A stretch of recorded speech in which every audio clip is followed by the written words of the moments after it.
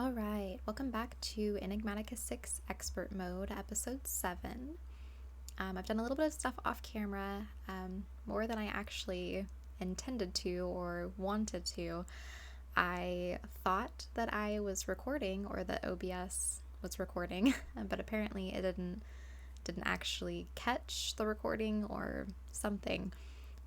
So I had recorded probably about 3/4 of an episode, and then did a cut to do something, and when I checked the past recording, or what I had just recorded, it didn't actually record. So sadly that is all lost, but I will try and just sort of do like a recap.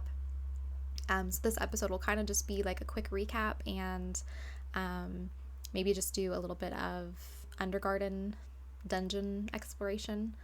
So kind of show you what I've done here. Done a little bit of building. I did also change my texture pack. I think this is probably what I'm going to stick with. The last texture pack was the Stay True texture pack, and I did really like it. It was what I wanted as far as the like blending textures of like the bricks and stuff here. The only thing that I didn't care about it was some of the modded trees.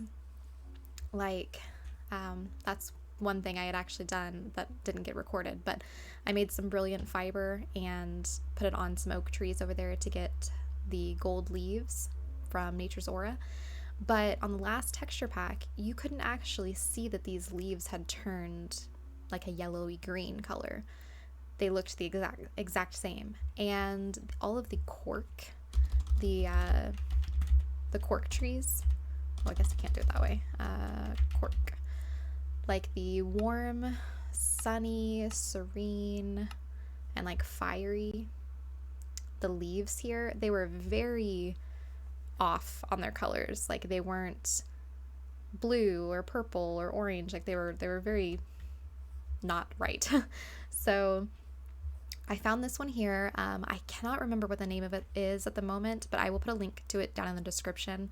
But it is basically the same, other than, like I said, it doesn't change modded leaves, and it is a little bit more simple than the other one. It just changes a few things.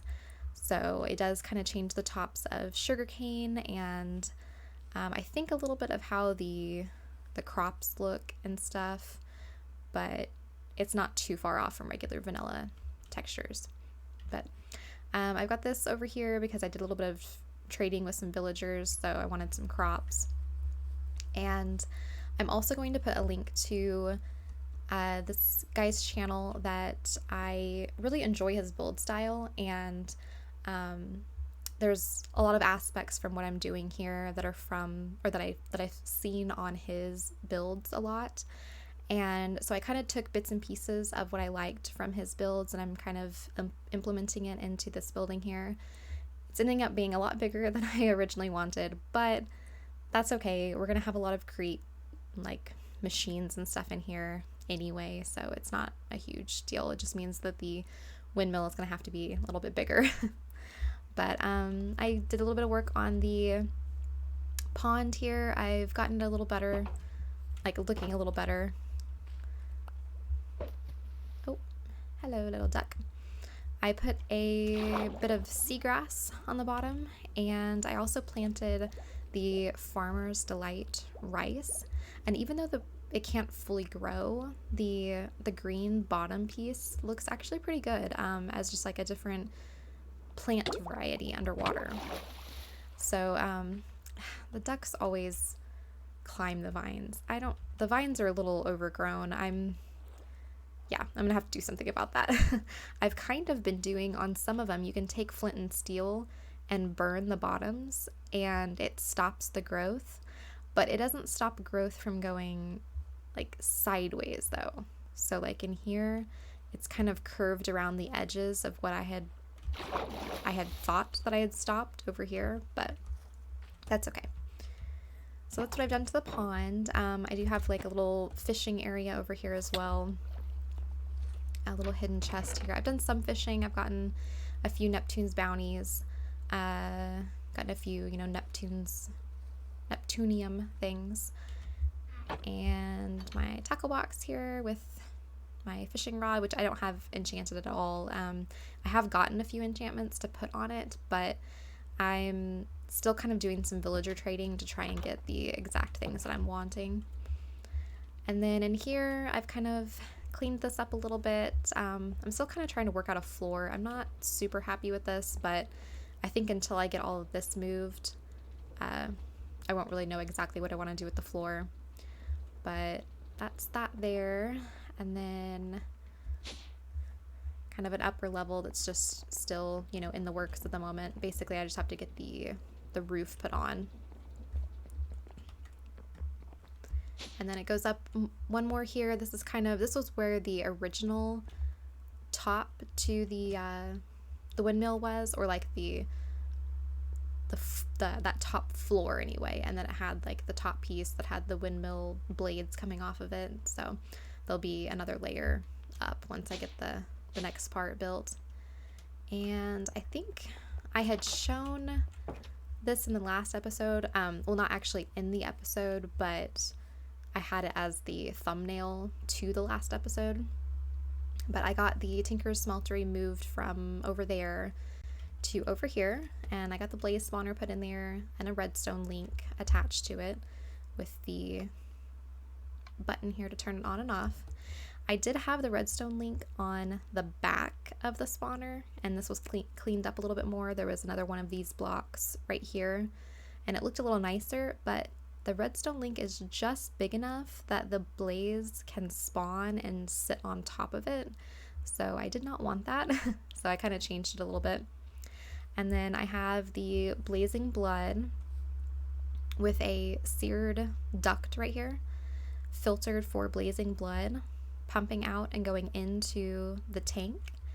So it's constantly feeding itself blazing blood. And then I don't have it actually on at the moment because I've got a decent amount of blazing blood in there. And then a few Tinker's items. Got some camels and some quails and ducks moved over here. And I kind of shifted a few things over, like the enchanting apparatus and that little crop field and this stuff here. I was also working on getting some rich soul soil so I could speed up some netherwort growth a little bit. And then this was one thing that we did do, or well, I had done. I thought I was recording, but I made the, let's see, from Nature's Aura, these wooden stands. It's just gold inlay, living wood wall, apatite, and a gold leaf for each one. So I did 8 crafts of this.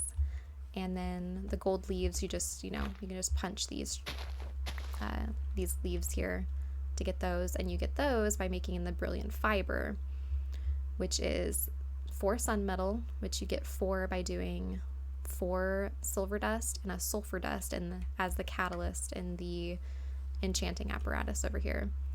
And then you put those 4, and then the catalyst is silk fiber, which you get from the silk moths in the end, which I actually did go to the end and everything as well. I killed the Underdragon, and I did kill a wither too. I'll throw those clips in a moment. But I expanded out this part of the building because I realized the roof line was going to be really weird if it just kind of curved that way. It was going to give me some issues. I really hate building roofs in Minecraft so much. I typically am fine with building like the bottom, but then I don't take into account how the roof is gonna like mesh together, and that's where I run into issues.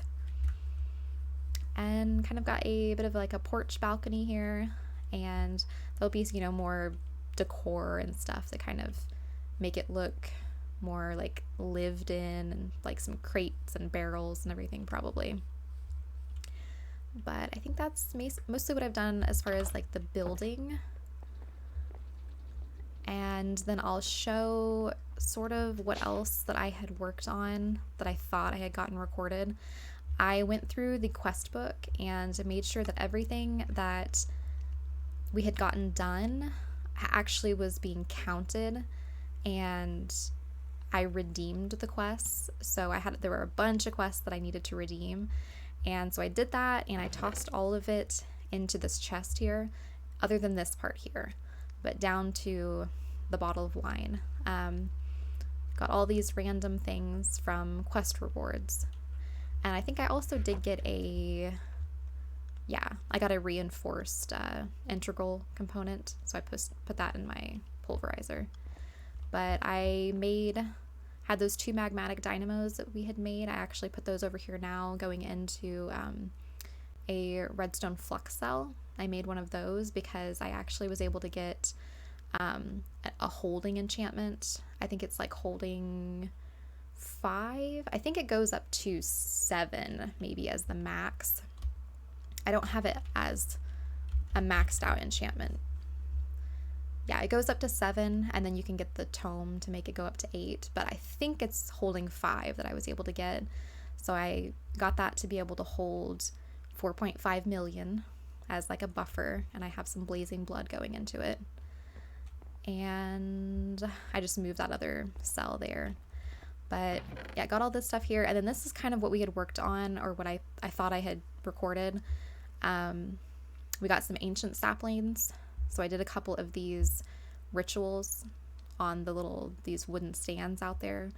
So all I had done in the Undergarden, which we're going to get ready to go back in there, is I grabbed a glitter kelp and a veiled mushroom.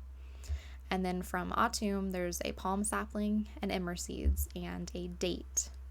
And then 1 gold leaf, and then a serene blossom in the center of the like ring of stands out there.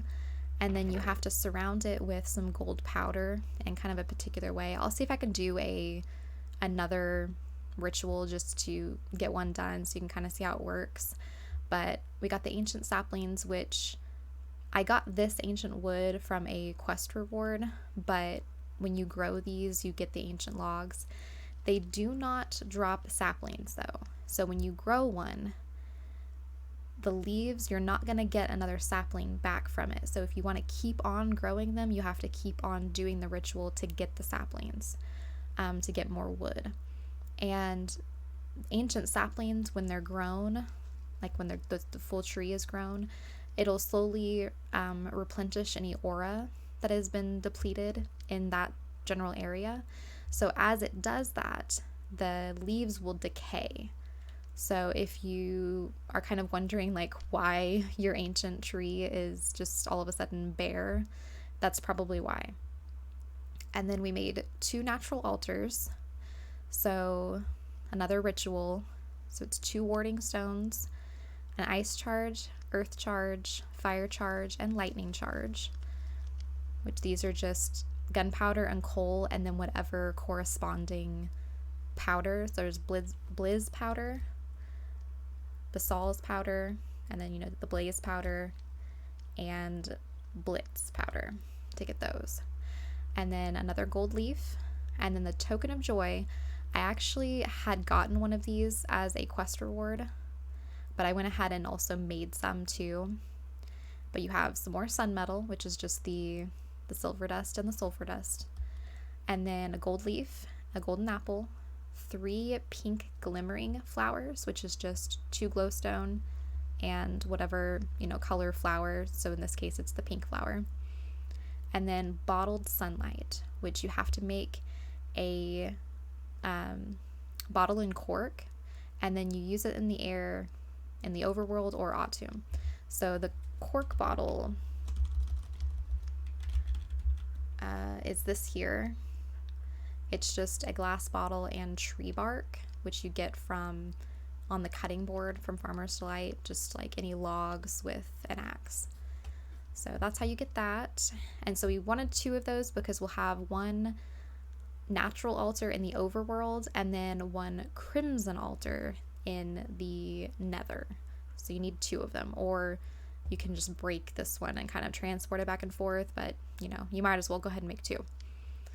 And then we made a couple unholy symbols, one to make the weak blood orb, which you put the unholy symbol in a blood altar with 7,000 life points and you get the weak blood orb. And then I think we used another one we made the stone altars here, and so we upgraded our table here, and then we made the elder statue, which is it's like three elder guardian spines, the unholy symbol, 2 aquamarine, a heart of the sea, and 1 gold inlay. The elder guardian spines, you know, obviously you're just going to get those from the elder guardians. So I have a waystone out here for the ocean, and it's right next to a temple. Ooh, there we go. Yeah, right in here. So I just like jumped over here, killed those guys, and then came back. And then we also needed 3 more of these little tables to make the alchemy table here. And a blank slate. Tinted jar is just any colored glass, and a wood slab. And then brewing stand, and then the protective fiber is a cured rubber and 4 string. So I think that's basically all I did off camera. I believe I could be missing something, and sadly, like I said, I don't really have my recording to kind of go back and like double check. But let's see, I went over, did a bunch of villager trading. I've got a giant haul of villagers here. I don't know if they're gonna stay like this, but as of right now, this is kind of how I'm going through and organizing them. And then I've got a little workstation area down here to convert them to a zombie, and then, you know, back and forth to kind of reduce their trades a little bit. And so that's that. Oh, I do have a pressure mechanic villager, which makes getting into Pneumaticraft so much easier. You can just buy compressed iron, super easy. The logistic cores, printed circuit boards, super easy to get them this way than doing that actual Pneumaticraft way. I am not a huge fan of Enigmatica, so if I can get things this way, then I'm gonna do it. I think you can actually get this a little cheaper. I think the lowest original price for this can be about like 25 emeralds, I believe, around about. So this probably would go a little cheaper. But I've gotten the villager hat. I'm wearing that, and then I also have the karma active achievement, active trinket to get the discount. So that in combination makes it pretty low on a lot of these trades. So I believe that's all I had done off camera. So let's go ahead and jump into the Undergarden. Go down to Bedrock here. Yeah, so all I have done in here is I had set up the blood altar so I could get all those blank slates and to do the weak blood orb and everything. And I have a zombie spawner that I can control here. And then the most I really did venturing was I did go down there and get some glitter kelp, and I had found a veiled mushroom. That's basically all I had done. So what I'm going to do is I am going to cut in the clips of me fighting the wither real quick, just real fast clip of the wither and then the ender dragon. And then I can also show you what I got from the end exploration. I thought I was recording it. This was at a separate time, but I guess I wasn't actually recording. But in these 2 backpacks here, I have got kind of things that aren't really necessarily end specific items, and then the more actual end specific ones. Got some ender bees and some obsidian bees, a shulker spawner and a phantom spawner. I don't know how useful those will be, but I grabbed them. I did find some silk moth nests and killed a few to get some actual silk fiber. Did a little bit of mining for like the different ores and everything. But yeah, just got a few things here. I know these are craftable as well. Like, I mean, you can craft them, but I was going into the end anyway, and I was able to find a blossoming spires biome pretty quickly, so I was able to find them. But anyway, I'm going to try and find one of the Undergarden dungeons, and I'll show those clips to you, and I will come back.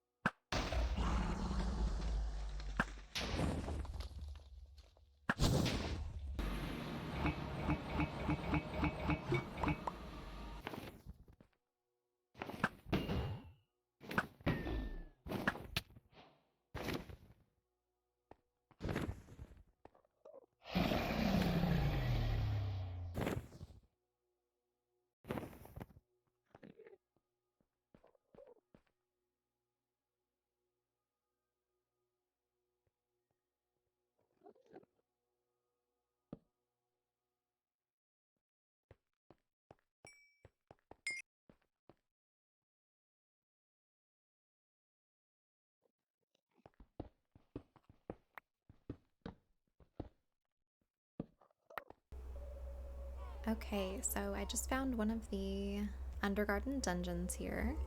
They look like this above ground. You just gotta break in and head on down. So we're basically just kind of going in here just to explore and kind of loot a few chests and see what's in here.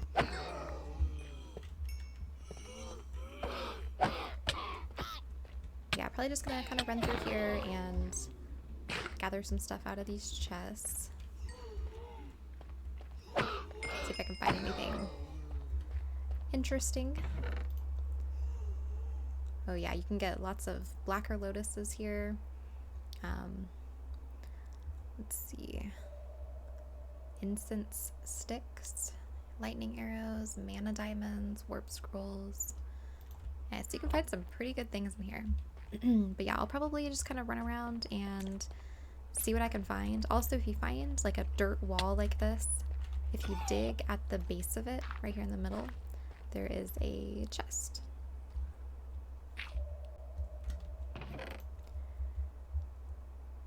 Some more incense sticks.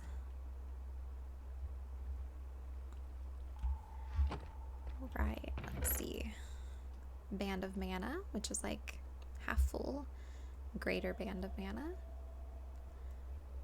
Undergarden, Forgotten Guardians. Oh, that's actually pretty good. I mean, we'll probably find some of them in here, but it's good to kind of have a couple extra ones. Another Tome of Precia, I think that's how you pronounce it. I'm actually not 100% sure. But I'm just gonna kind of toss anything that I find in here. I was able to grab 2 clogged bees, and I was trying to go after some frosty bees, but trying to find and capture bees in the Undergarden is extremely difficult because you're not really sure what level they're on. Like, you can see them on the map, but you don't really know what level necessarily of the Undergarden. Ilium Dynamism, however you pronounce that.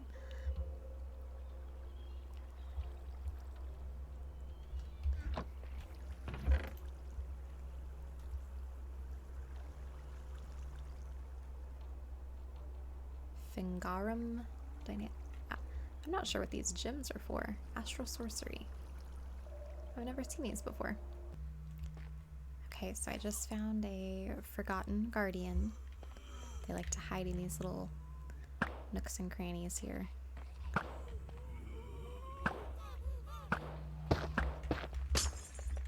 they break blocks. I don't know if I'm actually doing any damage to him. Oh no, don't break the chest.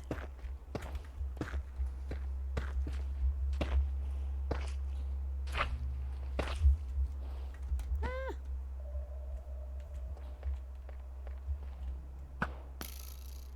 I am not doing any damage to him. Ooh, okay.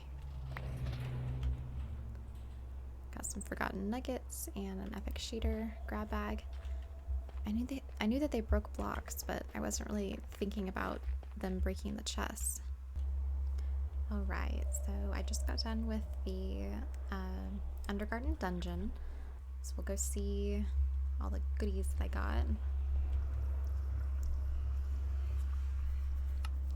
A little bit of lag. Okay.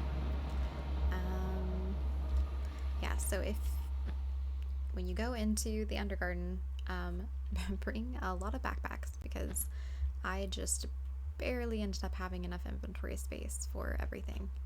It's definitely a big mess right now.